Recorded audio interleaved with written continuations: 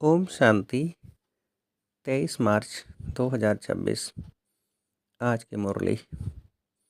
मीठे बच्चे, चुप रहना भी बहुत बड़ा गुण है। तुम चुप रहकर बाप को याद करते रहो तो बहुत कमाई जमा कर लेंगे। प्रश्न: कौन से बोल कर्म संन्यास को सिद्ध करते हैं? वह बोल तुम नहीं बोल सकते। उत्तर: ड्रामा में होगा तो कर लेंगे। बाबा कहते यह तो कर्म संन्यास हो गया। तुम्हें कर्म तो अवश्य करना है। बिना पुरुषार्थ के तो पानी भी नहीं मिल सकता। इसलिए ड्रामा का कर छोड़ नहीं देना है। नई राजधानी में ऊंच पद पाना है तो खूब पुरुषार्थ करो। ओम शांति। पहले पहले बच्चों को सावधानी मिलती है। बाप को याद करो और वर्षे को याद करो। मनमना भव, यह अक्षर भी व्यास ने लिखा है। संस्कृत में तो बाप ने समझाया नहीं है। बाप तो हिंदी में ही समझाते हैं। बच्चों को कहते हैं कि बाप को और वर्षे को याद करो। यह सहज अक्षर है कि हे बच्चों, मुझ बाप को याद करो। लौकिक बाप ऐसे नहीं कहेंगे कि हे बच्चों, मुझ अपने बाप को याद करो। यह है नई बात। बाप कहते हैं हे बच्चों, मुझ अपने निराकार बाप को याद करो। यह भी बच्चे समझते हैं। रूहानी बाप हम रूहों से बात करते हैं। घड़ी घड़ी बच्चों को कहना कि बाप को याद करो यह शोभता नहीं है। जबकि बच्चे जानते हैं हमारा फर्ज है रूहानी बाप को याद करना, तभी विकर्म विनाश होंगे। बच्चों को निरंतर याद करने की कोशिश करनी पड़े। इस समय कोई निरंतर याद कर न सके, टाइम लगता है। ये बाबा कहते हैं मैं भी निरंतर याद नहीं कर सकता हूँ। वह अवस्था पिछाड़ी में ठहरेगी। तो बच्चों को पहला पुरुषार्थ बाप को याद करने का ही करना है। शिव बाबा से वर्षा मिलता है। भारतवासियों की ही बात है। यह स्थापना होती है दैवी राजधानी की। और जो धर्म स्थापन करते उसमें कोई डिफ़िकल्टी नहीं होती है। उनके पिछाड़ी आते ही रहते हैं। यहाँ देवी देवता धर्म वाले जो हैं उनको ज्ञान से उठाना पड़ता है, मेहनत लगती है। गीता भागवत शास्त्रों में यह नहीं है कि बाप संगम पर राजधानी स्थापन करते हैं। गीता में लिखा है कि पांडव पहाड़ों पर चले गए, प्रलय हुई आदि आदि। वास्तव में यह बात तो है नहीं। तुम अब पढ़ रहे हो भविष्य के जन्मों के लिए, और स्कूलों में यहाँ के लिए ही पढ़ाते हैं। साधु संत आदि जो भी हैं वह भविष्य के लिए ही पढ़ाते हैं, क्योंकि वह समझते हैं हम शरीर छोड़ मुक्ति धाम में चले जाएंगे, ब्रह्म में लीन हो जाएंगे, आत्मा परमात्मा में मिल जाएगी। तो वह भी हुआ भविष्य के लिए, परंतु भविष्य के लिए पढ़ाने वाला एक ही रूहानी बाप है, दूसरा कोई नहीं। गाया हुआ भी है सर्व का सद्गति दाता एक ही है। वह तो सब अयथार्थ हो जाते हैं। ये बाप ही आकर समझाते हैं। वह भी साधना करते रहते हैं। ब्रह्म में लीन होने की साधना है अयथार्थ। लीन तो कोई को होना नहीं है। ब्रह्म महतत्व तो कोई भगवान नहीं है। यह सब है रांग। झूठ खंड में है सब झूठ बोलने वाले, सच खंड में है सब सत्य बोलने वाले। तुम जानते हो सचखंड भारत में था, अब झूठ खंड है। बाप भी भारत में ही आते हैं, शिव जयंती मनाते हैं, परंतु यह थोड़े ही जानते हैं कि शिव ने आकर भारत को सचखंड बनाया है। वह समझते हैं आता ही नहीं है, वह नाम रूप से न्यारा है। सिर्फ महिमा जो गाते हैं पतित पावन ज्ञान का सागर, सो ऐसे ही तोते मिसल कह देते हैं। बाप ही आकर समझाते हैं। श्री कृष्ण जयंती मनाते हैं, गीता जयंती भी है। शिव जयंती का भी किसी को पता नहीं है कि शिव क्या आकर करते हैं, आएंगे भी कैसे, जबकि कहते हैं नाम रूप से न्यारा है। बाप कहते हैं मैं ही बैठ बच्चों को समझाता हूँ, फिर यह ज्ञान प्राय लोप हो जाता है। बाप खुद बतलाते हैं कि मैं आकर भारत को फिर से स्वर्ग बनाता हूँ। कोई तो पतित पावन होगा ना। मुख्य भारत की ही बात है।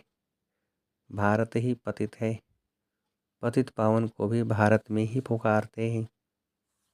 खुद कहते हैं विश्व में शैतान का राज चल रहा है, बाम शादी बनाते रहते हैं, उनसे विनाश होना है, तैयारियां कर रहे हैं, जैसे वह रावण के प्रेरित किए हुए हैं।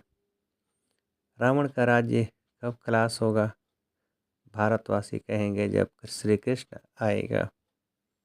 तुम समझाते हो शिव बाबा आया हुआ है, वही सर्व का सद्गति दाता है। बाप कहते हैं मुझे याद करो, यह अक्षर दूसरा कोई कह न सके। बाप ही कहते हैं मुझे याद करो तो खाद निकलेगी। तुम सतो प्रधान थे, अब तुम्हारी आत्मा में खाद पड़ी है, वह याद से ही निकलेगी।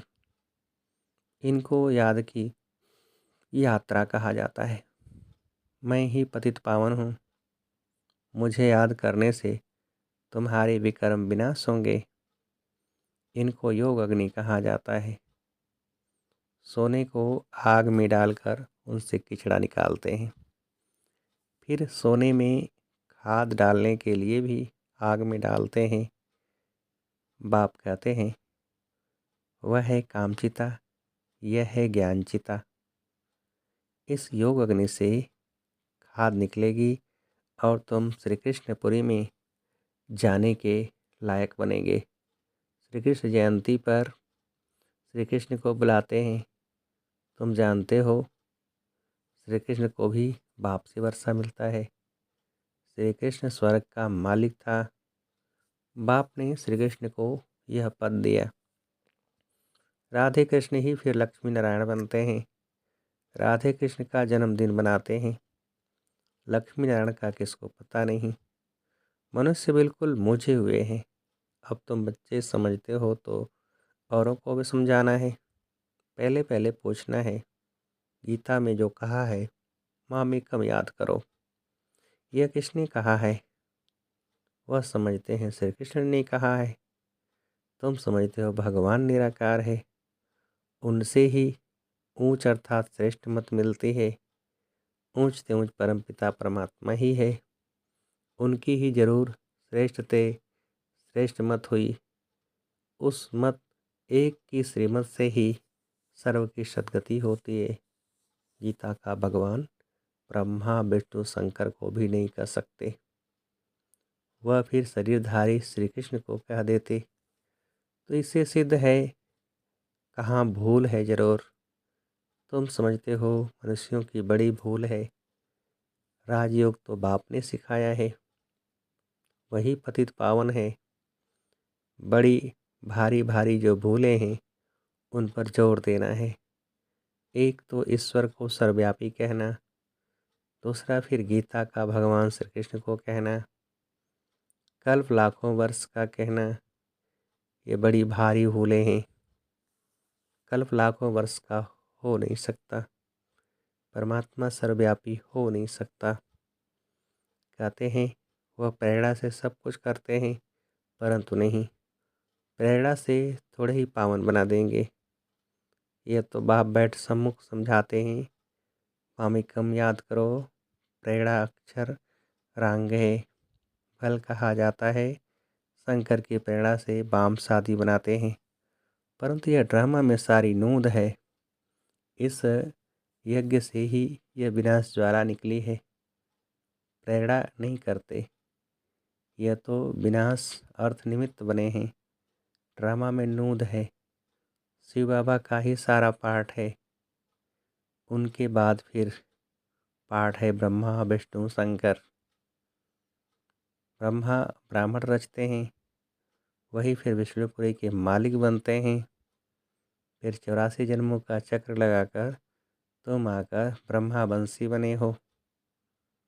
लक्ष्मी नारायण सो फिर आकर ब्रह्मा सरस्वती बनते हैं।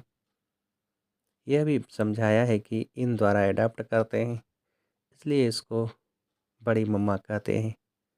वह फिर निमित्त बनी हुई है। कलश माताओं को दिया जाता है। सबसे बड़ी सितार सरस्वती को दी है, सबसे तीखी है। बाकी सितार व बाजा आदि कुछ है नहीं। सरस्वती की ज्ञान मुरली अच्छी थी, महिमा उनकी अच्छी थी। नाम तो बहुत डाल दिए हैं, देवियों की पूजा होती है।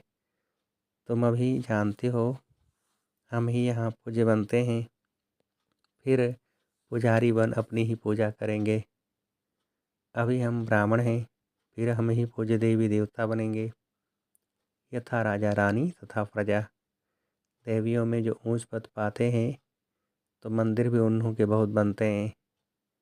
नाम बाला भी उन्हों का होता है जो अच्छी रीति पढ़ते पढ़ाते हैं। तो अब तुम जानते हो, पूज्य पुजारी हम ही बनते हैं। शिव बाबा तो सदैव पूज्य है। सूर्यवंशी देवी देवता जो थे वे ही पुजारी फिर भगत बनते हैं।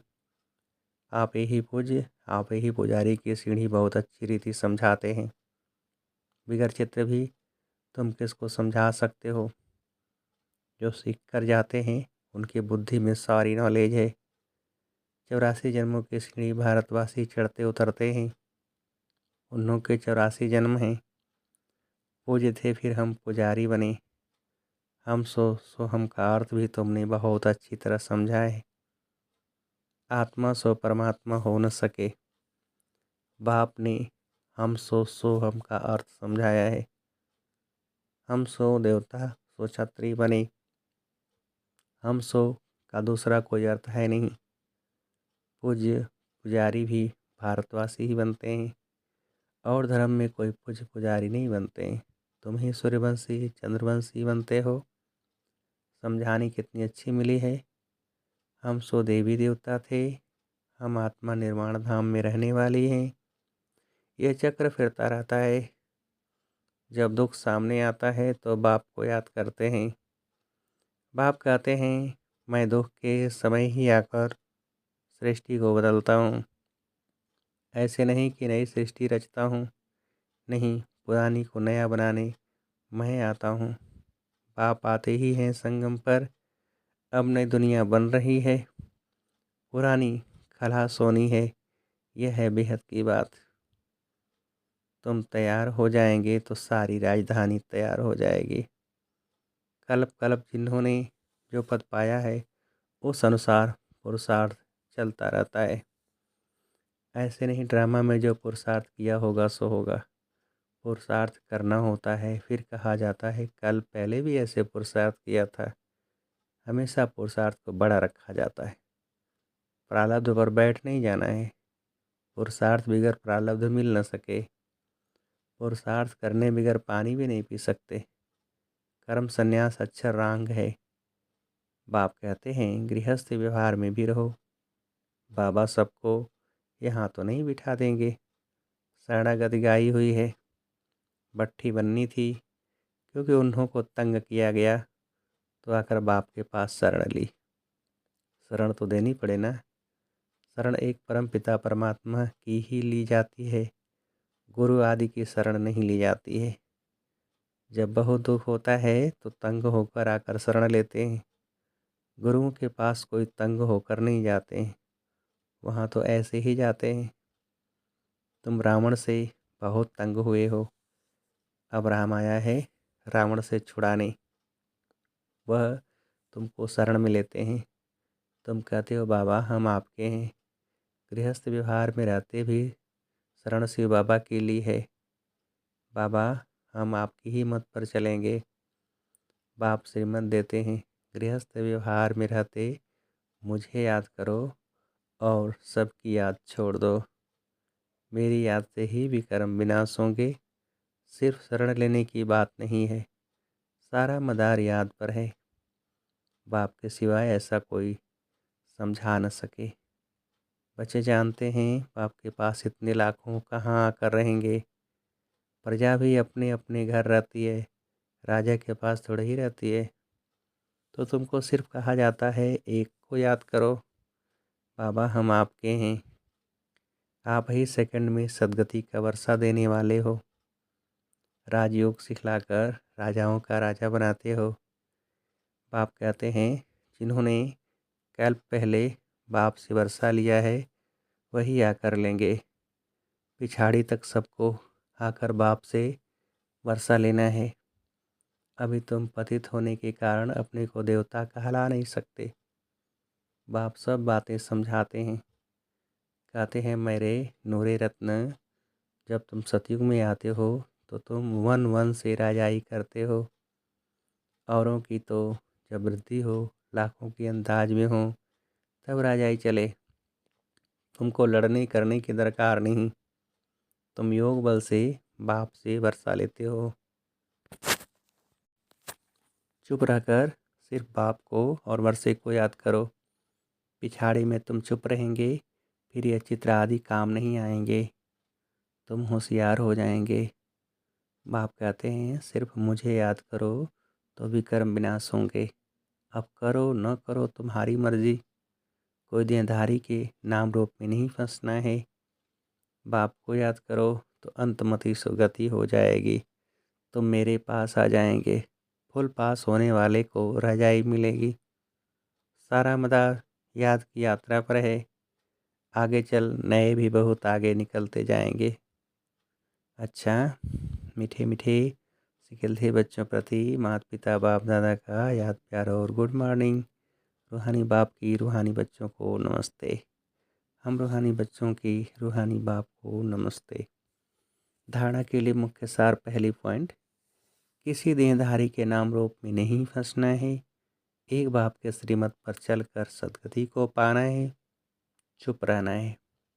दूसरी पॉइंट, भविष्य से 21 जन्मों के लिए अच्छी रीति पढ़ना और दूसरों को पढ़ाना है। पढ़ने और पढ़ाने से ही नाम बाला होगा।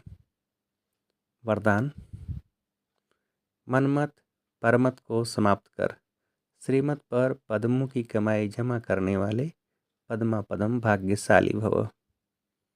विस्तार, श्रीमत पर चलने वाले एक संकल्प भी मनमत व परमत पर नहीं कर सकते।